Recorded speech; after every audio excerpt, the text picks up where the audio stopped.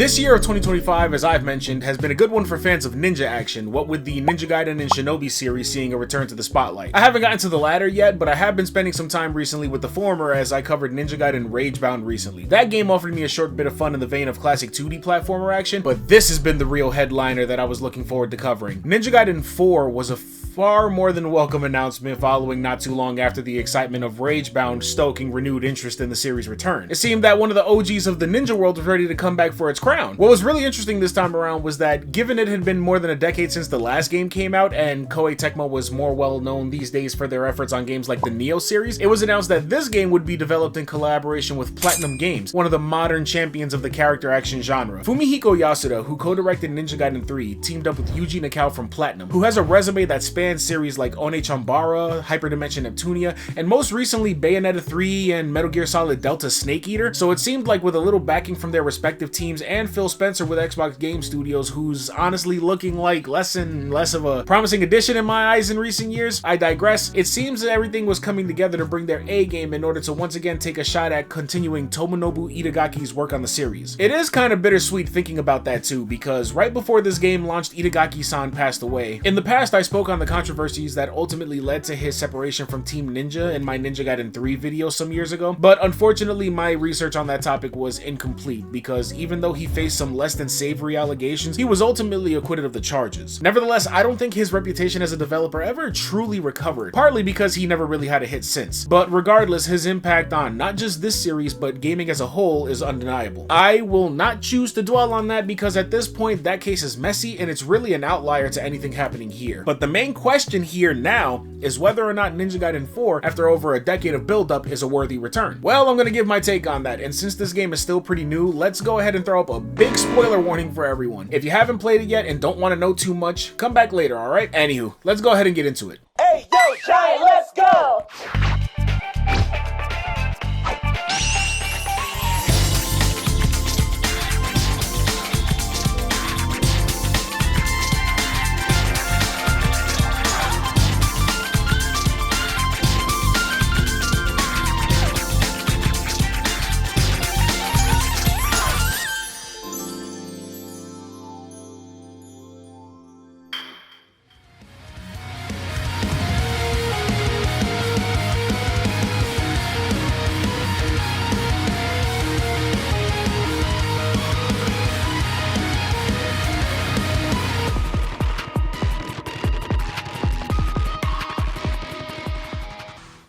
Years after the end of Ninja Gaiden 3 and an off-screen conflict with the Dark Dragon handled by Ryu Hayabusa, Sky City Tokyo is left in a state of decay. Unfortunately, despite having the skill to stop him, Ryu is unable to kill off the Dark Dragon permanently because it is said that only a master ninja of the Raven Clan has the ability to do so. Enter Yakumo, a young and exceptional ninja of the Raven Clan who enters Tokyo to fulfill the prophecy and end the Dark Dragon for good. To do so, he, backed by his tech support Yumi, his teacher Tyrant, and the studious Misaki, arrive with the mission of assassinating the Dark Dragon's priestess. This woman has an almost ethereal vibe, seeming almost disconnected from everything happening around her, and exhibits a playful attitude towards everything that's going on, especially when contrasted against a character like Yakumo, because not gonna lie, he's kind of a dickhead. Yakumo's personality is like if Cloud from Final Fantasy VII never really developed as a character and was perpetually stuck in that original trying way too hard to be cool emo phase. I'm sure that objectively, this is the kind of personality you'd want in someone who's expected to carry out such a mission, but as a player, being in his shoes and trying to connect with him leaves a bit to be desired, I would say. Therefore, the metaphorical wall that is Yakumo as a character is there to be bounced off of by the supporting cast, Seori being the biggest example next to Yumi. Due to this, she convinces Yakumo to team up with her because she reveals that the Dark Dragon's soul was separated into multiple pieces by her, each sealed with a special weapon and guarded by a powerful demon. Yakumo just goes along with it, with everyone questioning it, but he just responds with something like, if she lies, she dies. So we proceed, and it turns out we're pretty good at this. We're not even 10 chapters in and we've already beat 2 of the demons. This is gonna be cake. Oh, shit. I missed this tidbit not too long ago, but when Yakumo broke Seori out, we meet this guy called Kagachi who runs the army guarding Seori. And after we escaped, he puts a call into our favorite master ninja to help stop our new MC from unleashing the Dark Dragon. Therefore, it was inevitable that he'd show up, but what struck me when Ryu shows up and we end up fighting him is something so deep cut that I don't know how many people haven't made this connection yet, or at least I haven't seen a lot of people make the connection. This game is so Devil May Cry 4 coded.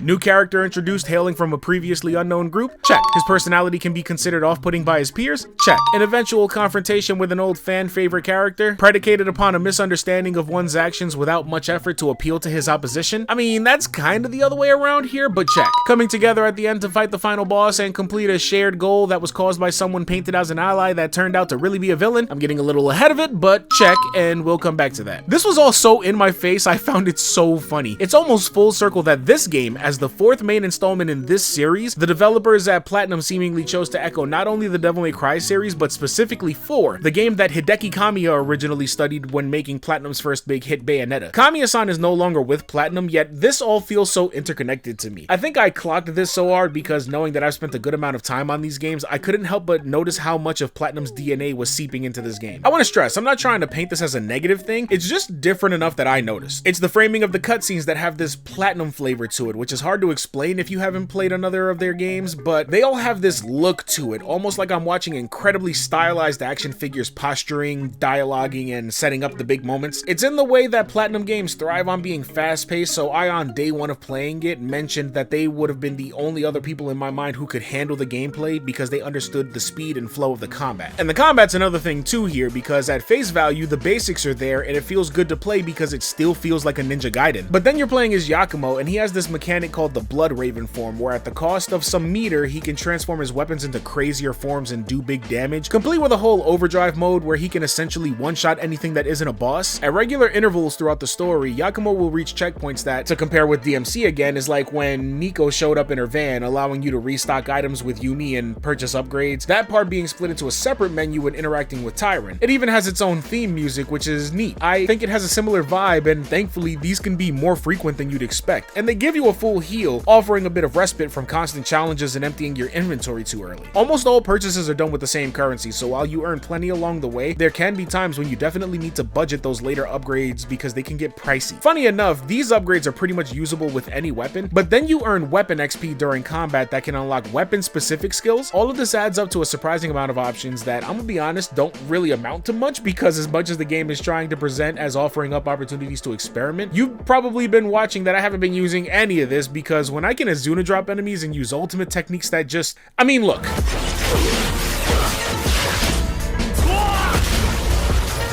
Why would I stop and be like, well, let me just rotate my analog stick real quick to try this one sweeping attack? I'm sorry, Ninja Gaiden has never really given me that vibe. Mixing regular light and heavy attacks have always been sufficient as long as you know how to dodge. But there are some things in this that require to use some of the other new mechanics, but I'll elaborate in a little bit. Bringing it back to the plot real quick, as you cleared each of these shrines, you would gain weapons that were used to seal the fragments of the Dark Dragon's soul. You start with Yakumo's dual blades that turn into one giant katana in Blood Raven form. Then you get a spiralish lance-like sword that turns into a freaking Gurren Lagann drill.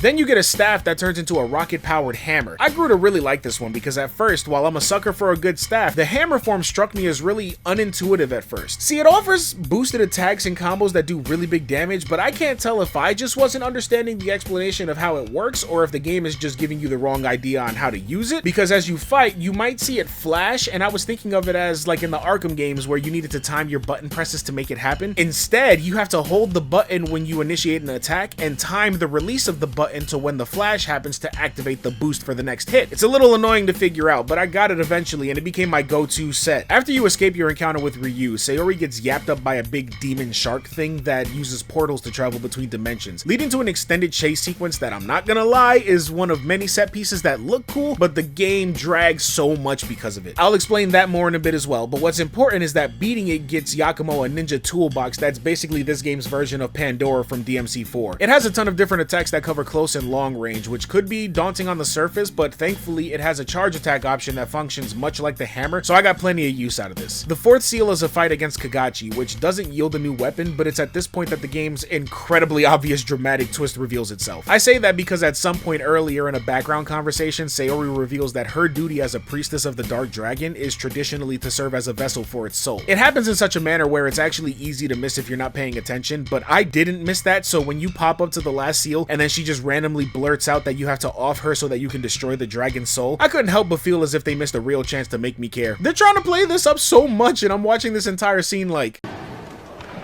Okay. And then that tension is completely undercut by Misaki coming through, dealing a mortal wound to Seori and going, "Surprise, I was a greater fiend the whole time." My legit reaction to this was, who the fuck is this nigga, bro? so we deal with him, but as he and Seori are both bleeding out on the floor and Yakumo just develops empathy out of fucking nowhere, the last part of the Dark Dragon soul is freed. In another familiar DMC pull, right about here is when the game decides this is the point where we should play as Ryu to get more context to the story. And by context, I just mean they make you play only 3 chapters as him, showing him capture the Shrine Guardians with Seori, where she looks sad about it the whole time for reasons that are never explained. They just hit you with, well, she low-key feels bad about the whole Dark Dragon business. But I'm sorry, that is not enough because I know nothing about this girl. She spends the whole game with this almost ethereal smugness about her where she's clearly just in a league of her own dealing with all these other characters, and before we even know it, she's dead. I needed more info on this girl because all I got from this was my overactive ass brain comparing this to the scene from God of War Ragnarok where Kratos met the Norns. Like, she still served a god that was gonna kill all of humanity, but now she feels sad about it? Is that really all I have to go on? No backstory at all? Okay. For me, the way the game was going about this also soured the experience of playing everyone's favorite Master Ninja. During this section, we play as Ryu essentially doing the Dante section of the campaign, backtracking through sections we'd already played, but it's only 3 levels this time. Ryu gets his own version of the Blood Raven form called the Gleam form, where he basically just starts teleporting all over the place as he attacks. It's kinda cool, but it feels so neutered playing as Ryu now because he only has the Dragon Sword, which technically is enough, yet still I feel like Ryu is nerfed here on purpose. Where'd all his utility go? What happened to him? Did he trade it in for the Metal Gear Revengeance ass sheath for the Dragon Sword? I mean, we were already halfway through the game, spent this whole time gaining all of these options just to get dropped into a random midsection flashback with limited skill and no narrative weight. The only other purpose to this is showing that Ryu himself had some sort of empathy for Seori, who herself seems to have had some sort of respect for Ryu. And she had asked Ryu to at some point test Yakumo to make sure he'd pass the litmus test to be the one worthy of killing the Dark Dragon for good. When we get back into controlling Yakumo, he miraculously starts showing emotions and straight up grief over the loss of Seori, and where I could have seen this as a valid reaction from someone like Yumi, when I see Yakumo exhibiting a need for vengeance and rage,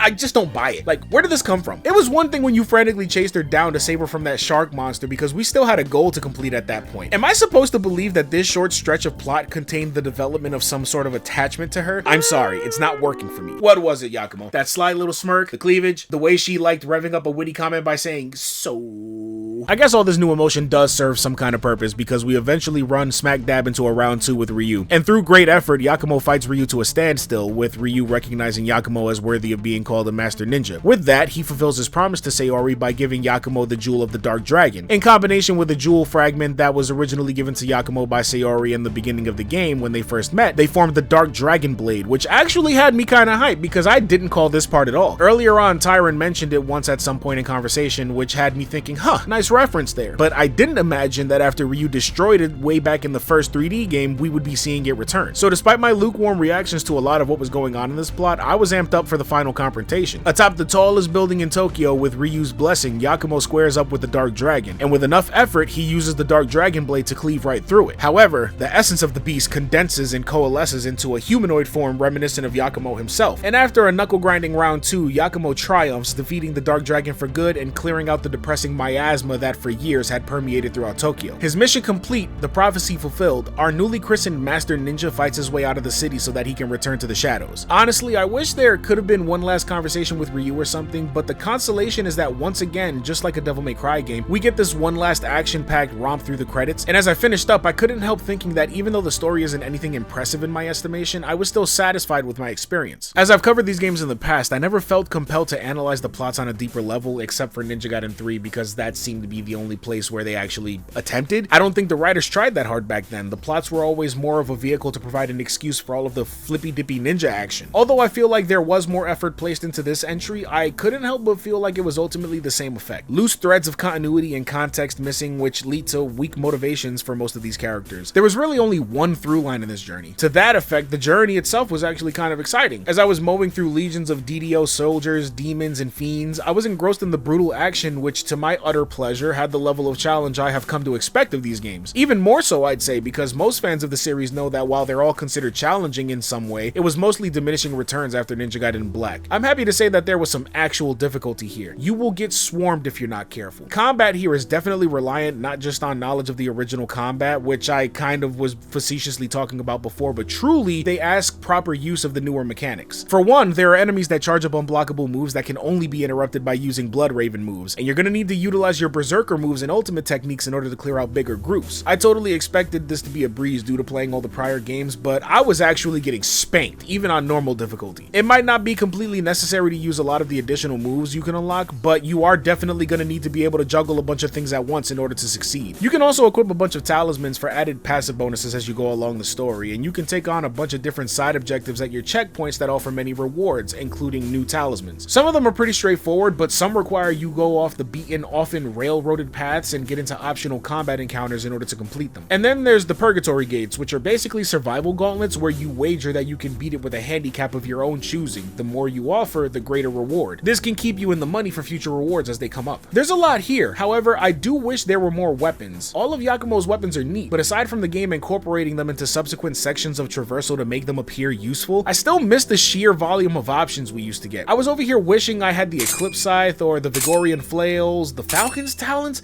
Just missed opportunities all around, man. And since I mentioned it, another aspect I think went a little undercooked is, in fact, the traversal. Throughout the story, you get access to multiple ninja tools that are tools that help you get around. You get a grappling hook, a glider, and a boogie board for traveling on water. Right out of the gate, I wish that these were more useful because the grappling hook is the one that sees the most use. You can basically web swing with it, but in fights, you can use it to latch onto some airborne enemies or even hook onto walls as a launch pad to reach enemies high up. The glider is largely for set pieces where you glide on currents to travel through the city, but there is only one situation to my memory where it was used in a fight, and that's when you fight the Wind Demon boss because you can use it to float in order to avoid its rushing tackling moves. The boogie board sees the least use outside of its intended set piece because there isn't many opportunities to use it since you spend most of your time on solid ground. You don't even use it to grind on rails for the cool factor, they just do that on foot. Honestly, I think the traversal tools as a whole were an utterly superfluous addition because they clearly showed an attempt at having an interesting use case for them being added in, but ultimately it's just fluff. 80% icing, 20% cake. There wouldn't be much missing if these were completely taken out. What bothers me most is some of these half-baked ideas seem to take away from other things that could have been genuinely interesting. Prime example being Ayane. She's here, older and seemingly more experienced, but she's teased in one scene, and then when she has her proper introduction, nothing is done with that. She appears somewhat familiar with Yakumo, but then he runs off and we never see her again. What was the point? This strikes me as bait for the eventual DLCs that we'll be getting, since in a move that feels extremely Platinum influenced, there's a season pass that promises more missions in the future. And if it's anything like those Metal Gear DLCs, I don't honestly have a lot of faith that there'll be anything truly substantial, but maybe that's where Ayane's glorified cameo will mean something. And who knows, maybe we'll see Kenji or Komori from Ragebound?